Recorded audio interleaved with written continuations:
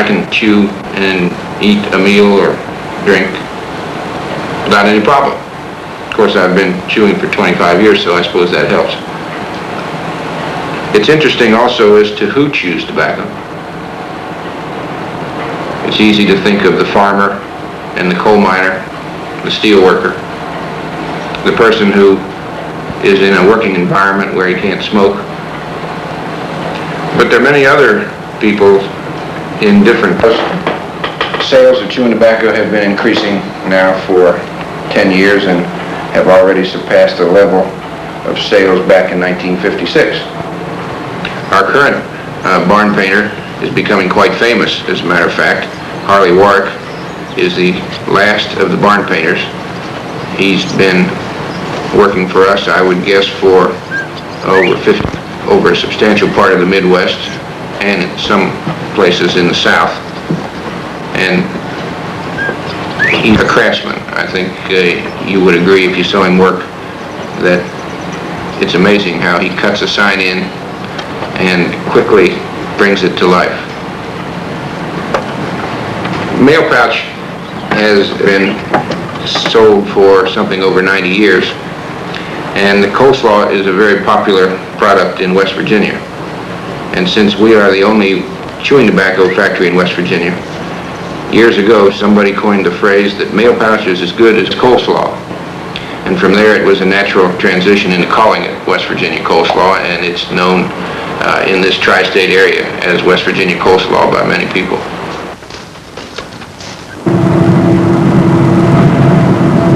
You'd be surprised how many different times guys will say, well, I saw you was up around Bradford, Pennsylvania, or you were here, or you were there. As soon as they see a mail pouch sign, that's who they think of. Of course, I didn't paint them all. There's a lot of them that was painted back years ago.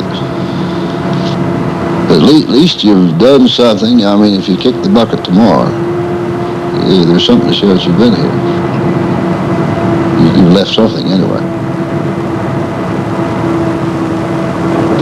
You created something, yourself.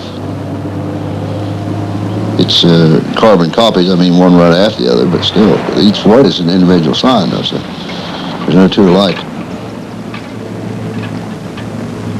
Get out awful early, though. Yeah, it's like a bad day now. My sister owns this place. She just got out of bed. She just lives up. How's her dad today? Is he all right? Oh, he feels good sometimes. He can't get around too good, because, he's tripled up. He's been that way. As man gets old, he's up there. He'll be down in a little while. Okay.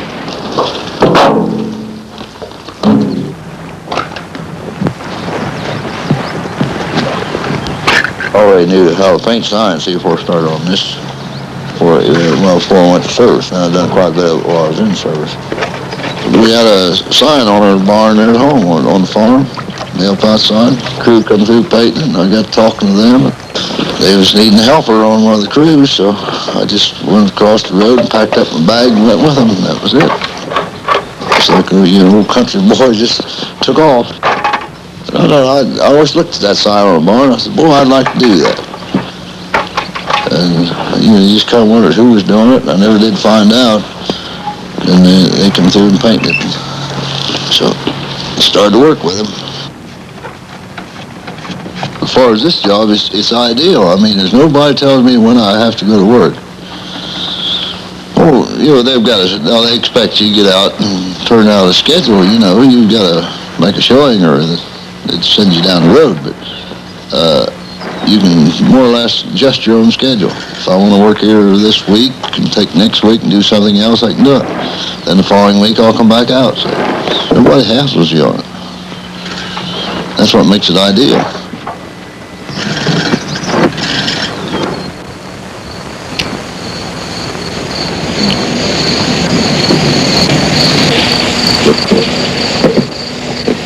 You get bit by a dog once in a while, chased by a bull. Just have to learn to live with it. You can get bothered by a woman once in a while.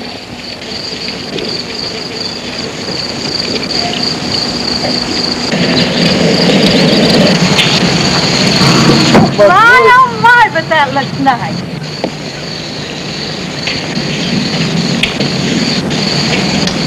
What, are we gonna leave a board out over here? No, I gotta put those in and tell you that. It looks like you would consult people before you come around here trying to paint up their place. Thank you, wasn't Yeah, I'll tell you this, really nice. You'd be surprised to know how pretty that shows up. You know, as you're coming down the highway. Oh, that's really simple. Well, we're not doing as many barns as we used to. It's cut back. We're just picking out the better ones, the better showings, and doing them. And then we're getting a lot of request signs anymore. People want them on their own barn or buildings, just for antiques or as identification. In the old days, you had to go out and hunt to even get a barn that'd let you put one on. So.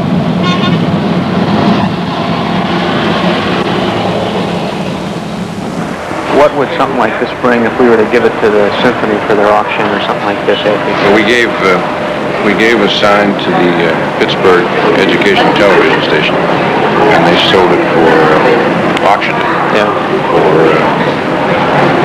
$175, something like that. It'd be great. Now, actually, what we did in that case was give them the right to have a sign painted anywhere they wanted.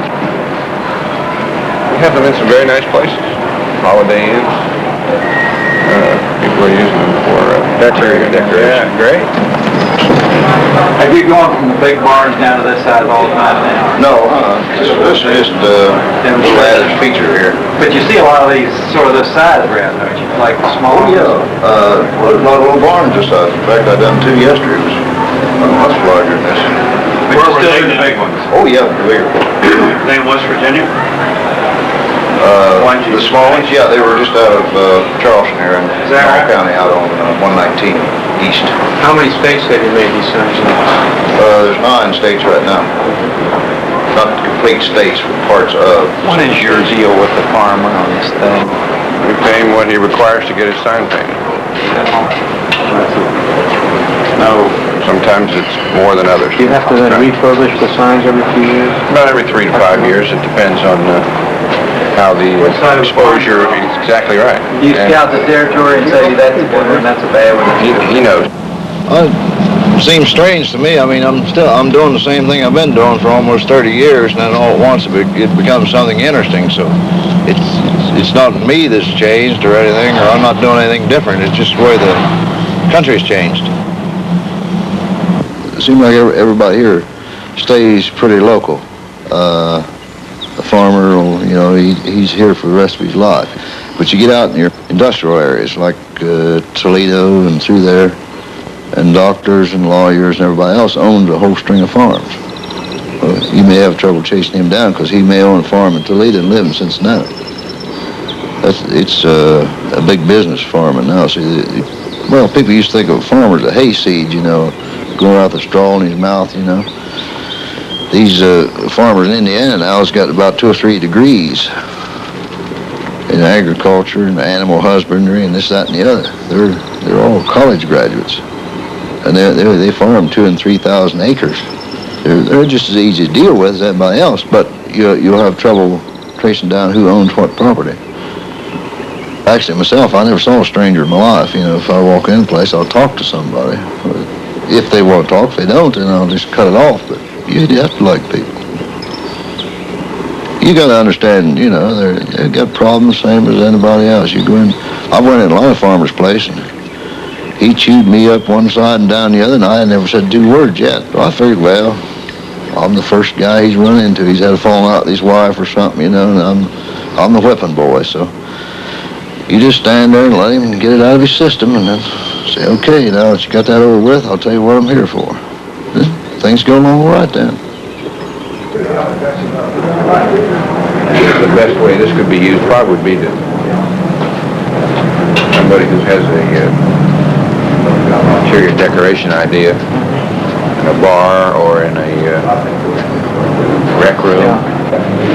What is the most number of signs that you've done in one day?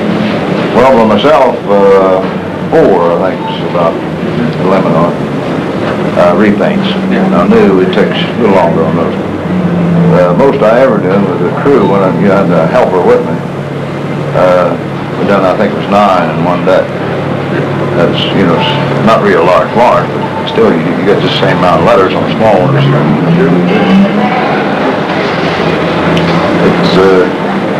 It's always more or less speed work. Here I have to drag it out. When and people get a little closer, he has to be a little more careful when you're going by a barn. It's 20 or 30 feet. That's right. Exactly right.